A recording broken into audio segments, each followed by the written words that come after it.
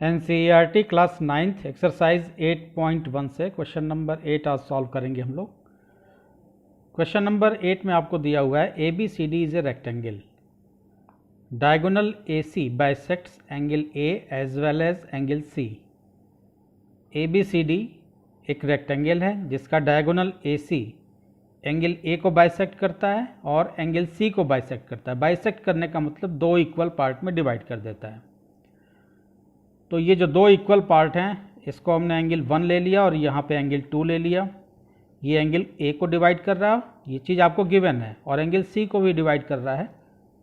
तो यहाँ पे एंगल 3 और एंगल 4 हो गया। आपको शो करना है ABCD इज ए स्क्वायर।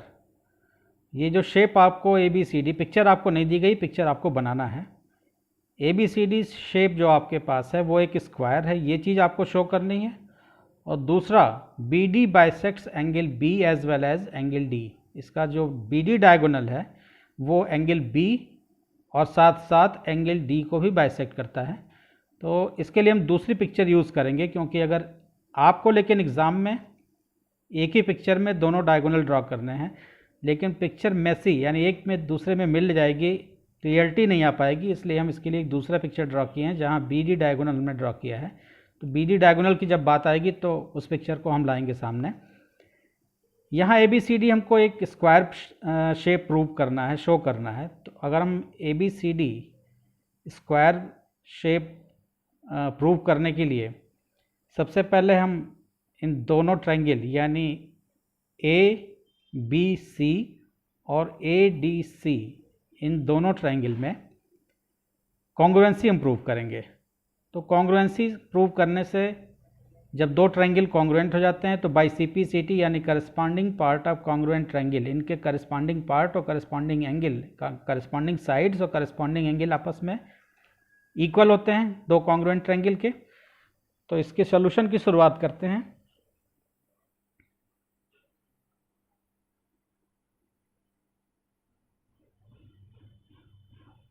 पहला जो हमारा एम होगा, इन दोनों ट्रायंगल यानी ABC और ADC में हम कॉन्ग्रुएंसी प्रूव करें।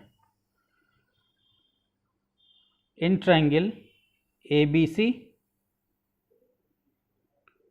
एंड ट्रायंगल ADC,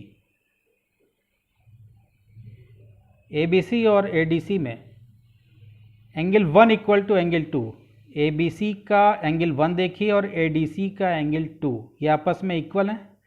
ये चीज़ आपको गिवन है, गिवन इसलिए है कि AC आपको दिया हुआ है कि AC डायगोनल जो है वो एंगल A को बाइसेक्ट करता है। तो बाइसेक्ट करने का मतलब एंगल 1 एंगल 2 के बराबर होगा। तो इसका एंगल 1 ADC के एंगल 2 के बराबर होगा। AC साइड देखिए तो ABC में भी यूज़ हो रही है और ADC में भी यूज़ हो रही है, यानी AC इक्वल टू AC, ये कॉमन साइड हो गई।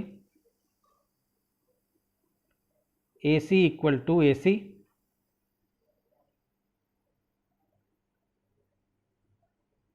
Common angle 1 equal to angle 2, ये आपको गिवन है। Angle 3 equal to angle 4, ABC का एंगल 3 और ADC का एंगल 4, ये दोनों आपस में इक्वल हैं क्योंकि एंगल C भी बाइसेक्ट हो रहा है। ABC का एंगल 3 ADC के एंगल 4 के बराबर है, ये चीज़ भी आपको गिवन है। एंगल 1 इक्वल टू एंगल 2, ये आपका एंगल है। AC इक्वल टू AC, ये आपका साइड है। एंगल 3 इक्वल टू एंगल 4, ये आपका एंगल है। तो angle side angle, angle side angle यानी ASA क्राइटेरिया से ये दोनों ट्रायंगल ABC और ADC आपस में कॉन्ग्रुएंट हो जाएंगे। तो आप लिखेंगे therefore triangle ABC congruent to triangle ADC।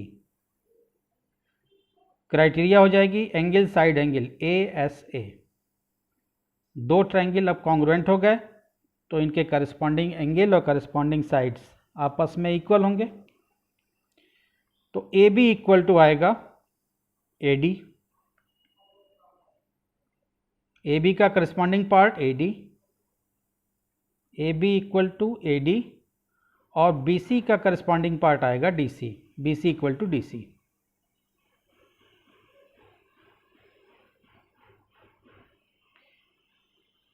By CPCT corresponding part of congruent triangle.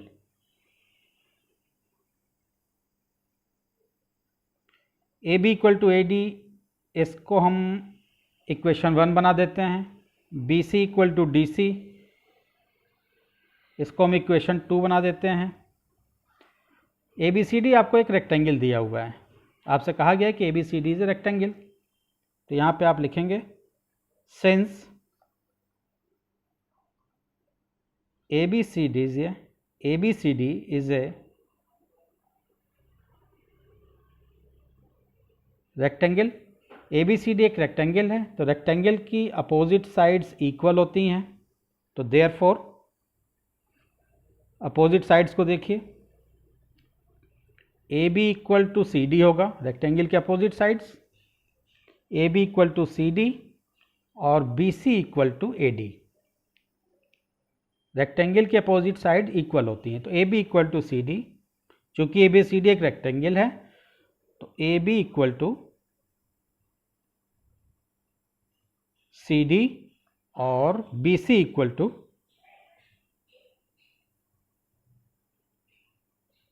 AD। इन दोनों के लिए आप लिखेंगे opposite sides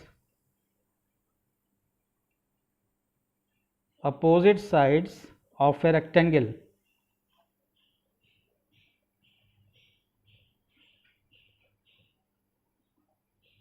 are equal.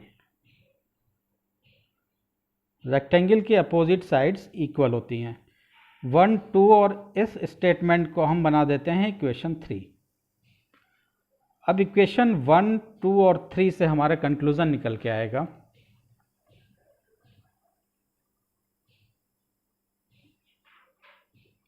From 1, 2 and 3 आपने दिखाया है AB equal to AD, AB equal to AD। पहले वाले इक्वेशन में आपने दिखाया AB इक्वल टू AD, यहाँ आपने दिखा दिया AD इक्वल टू BC, और इक्वेशन 2 में आपने दिखाया BC इक्वल टू DC। तो फिर से देखिए AB equal to AD, AD equal to BC, BC equal to DC, यानी चारों साइड आपस में इक्वल हो जा रही हैं। तो यहाँ से हम शुरू करते हैं AB इक्वल टू AD, पहले से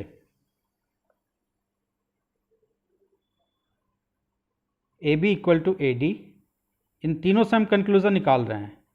AB इक्वल टू AD लिया आपने, फिर यहाँ से लिखिए AD equal to BC, AD जो है वो BC के इक्वल है, और यहाँ आ जाइए सेकेंड में BC इक्वल टू DC, यानी सभी sides AB, AD, BC, DC, ये चारों साइड आपस में क्या हो गई, इक्वल हो गई। तो equal sides, all 4 sides are equal, ऐसा शेप क्या कहलाता है, स्क्वायर कहलाता है, और आपको ABCD एक स्क्वायर है, यही आपको शो करना था। तो यहाँ आप एक लाइन लिखेंगे, therefore ABCD is A square, क्योंकि इसकी सभी चारों साइड क्या हैं, इक्वल हैं। अब हमें शो करना है कि BD जो है वो बाइसेक्ट करती है एंगल B, और BD बाइसेक्ट करती है एंगल B और एंगल D को, ये चीज़ हमको शो करना है। तो इसके लिए हम दूसरे पिक्चर का इस्तेमाल करेंगे।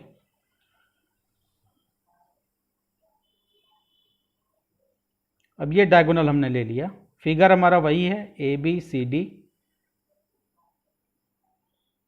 BD डायगोनल है, BD डायगोनल बाइसेक्ट करता है एंगल B और एंगल D को, ये चीज़ हमको शो करनी है। तो इट मीन्स हम इन्हीं दो ट्रायंगल को लेंगे, इनमें कॉन्ग्रुएंसी प्रूव करेंगे, यानी एंगल ABD और CBD, इन दोनों ट्रायंगल में हम कॉन्ग्रुएंसी प्रूव करेंगे। तो by CPCT angle 7 equal to 8 और एंगल 5 इक्वल टू एंगल 6 आ जाएगा। तो इन दोनों ट्रायंगल में हम कॉन्ग्रुएंसी प्रूव करते हैं। In triangle ABD and CBD, in triangle ABD and triangle CBD।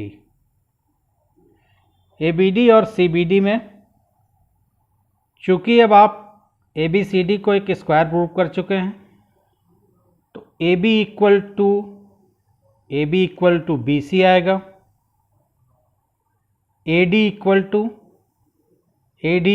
To CD आएगा। ट्रायंगल ABD और CBD में AB इक्वल टू BC आएगा और AD इक्वल टू CD आएगा corresponding part.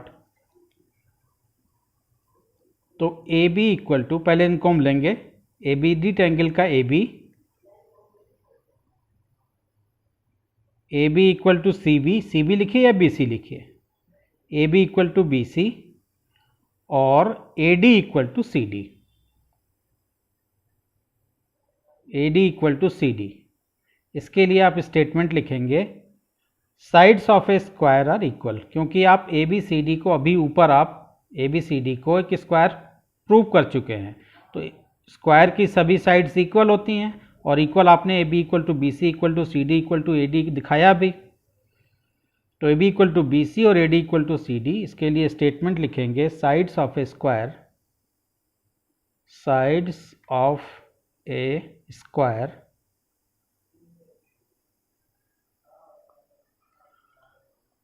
Are equal.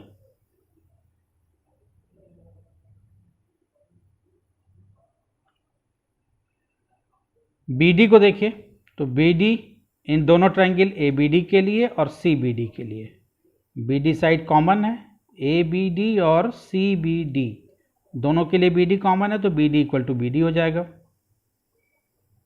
BD equal to BD।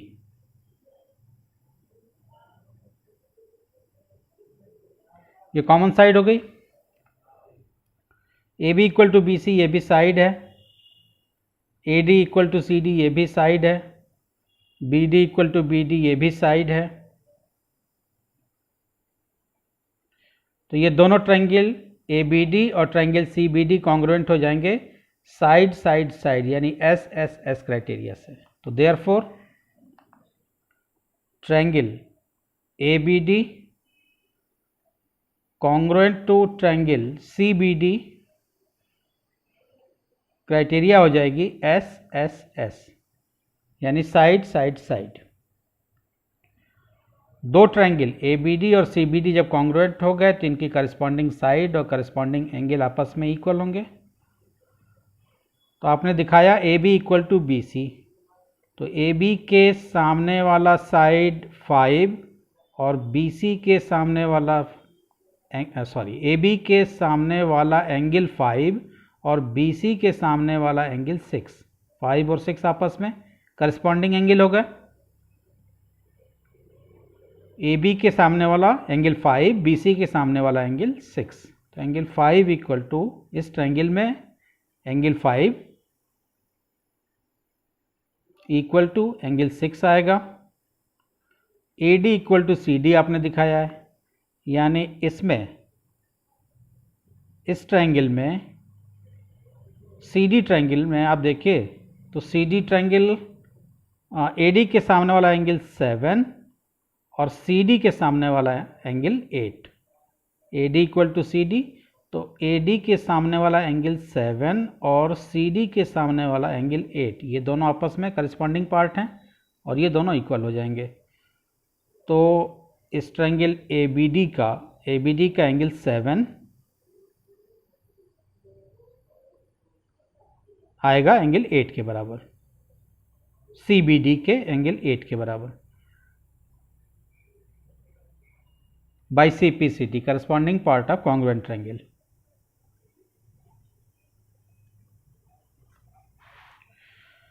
तो ये आपका M था कि आप एंगल 5 इक्वल टू एंगल 6 और एंगल 7 इक्वल टू एंगल 8 ये चीज़ अगर आप इस्टेब्लिश कर दिए तो इट मीन्स बी डी जो है वो एंगल बी को और angle D as well as angle D दोनों को बाइसेक्ट करती है। ये चीज़ आप ला भी दिए सीपीसीटी से, तो यहाँ पे आप लिखेंगे देयरफॉर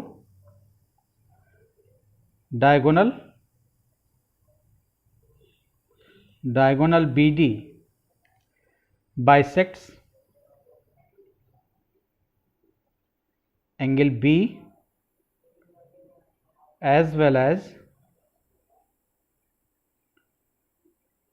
एंगल डी।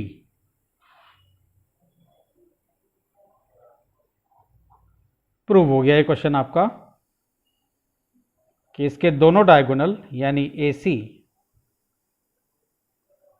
पहला आपको पार्ट प्रूव करना था ABCD इज स्क्वायर, आपने ABCD को एक स्क्वायर शेप दिखा दिया, और BD डायगोनल एंगल बी और डी को बाइसेक्ट करता है, ये चीज़ आपने शो करके दिखा दिया। तो इस वीडियो में आपने क्वेश्चन नंबर 8 देखा, होप आपके समझ में ये क्वेश्चन अच्छे से आया है। अगर वीडियो अच्छा लगा है तो चैनल को सब्सक्राइब कीजिए, अपने फ्रेंड्स क्लासमेट में शेयर कीजिए। नेक्स्ट वीडियो में अगला क्वेश्चन इसी एक्सरसाइज का हम लोग सॉल्व करेंगे। Thank you.